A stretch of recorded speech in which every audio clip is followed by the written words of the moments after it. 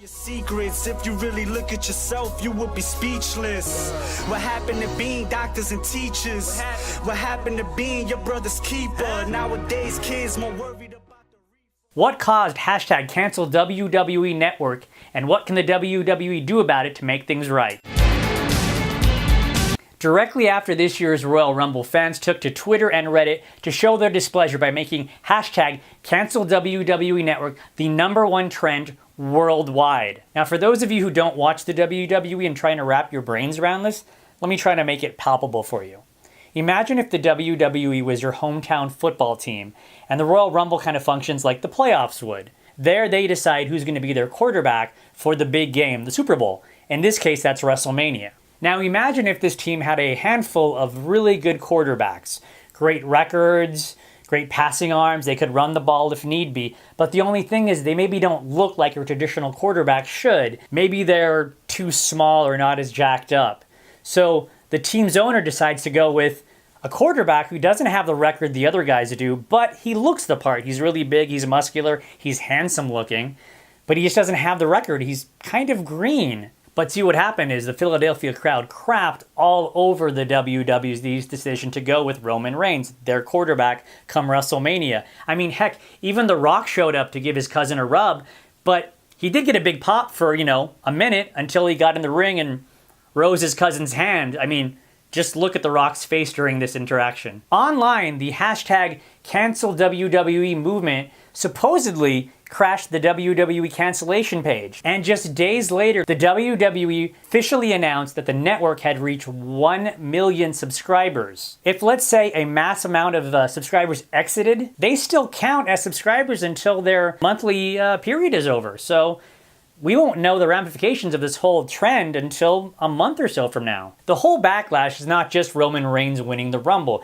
It seems to be that this is an ongoing issue of just fans' displeasure with the product, and it finally kind of boiled over at this event. Fan favorites were eliminated early on or later on in the program, but in such a nonchalant fashion, it was almost like the WWE was giving a giant double middle finger to their fans for liking wrestling. Now, it looks like the WWE is going to stick with their intended main event of Brock Lesnar versus Roman Reigns for the WWE World Heavyweight Championship.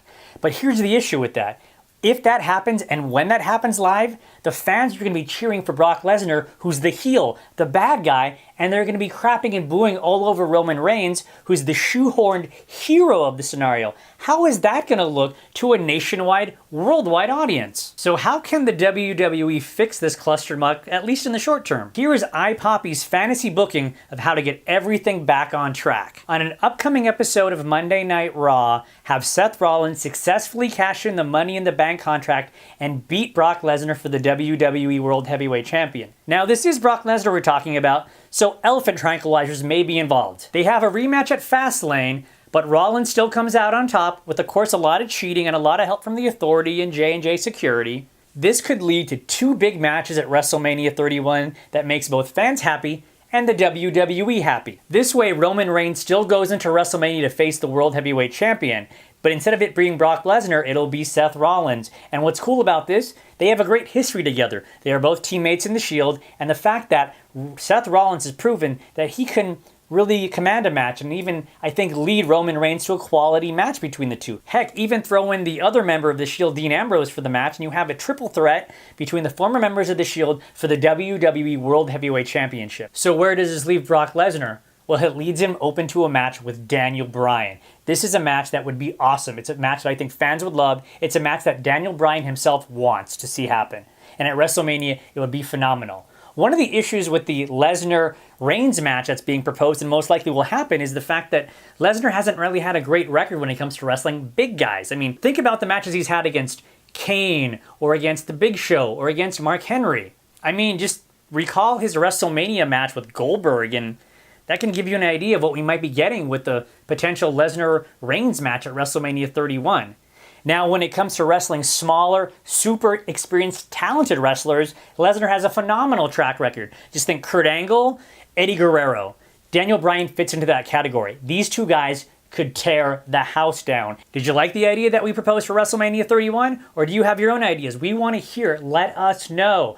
Or did you cancel the network? And what would it take for you to join the network again? We want to know that as well. Let us know in the comment section down below, and we will read your comments in a future episode. Follow iPoP-E on Twitter and Facebook, and don't forget to like, share, and subscribe. iPoP-E is still a little baby of a channel at this point.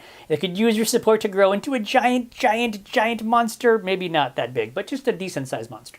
I'm Hank Romero for iPoP-E. Until next time.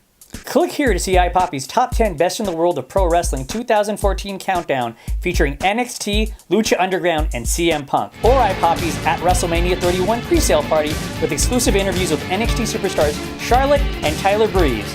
Don't forget to subscribe! The way you're saying it, the way you're telling it, it's like they have structured it for you to root for the villain. Interesting side note, at the end of the night, they're in Philadelphia, and they were cheering the Russian bad guy, Rusev, over this guy. And he's the guy who comes out and goes, America sucks. And they were cheering over this guy, over Roman Reigns. That tells you something. Do you have any predictions on how many subscribers they lost? 1,002,000 subscribers. They've actually lost 2 subscribers than they had before they even started the network. It's like when they get the next 2 subscribers, they're already gone. People are signing up just to cancel. I actually read someone on Reddit. They actually said they subscribed just to cancel immediately, which I think is hilarious. So there you go. That's trolls are real and they are everywhere. That's commitment. The whole backlash is not just about Roman Reigns. Roman Reigns. I can't even speak right. Okay. Scream white. Roman Reigns. Why am I 5-year-old child talking about Oh my stuff? god, people, I think he's having a stroke.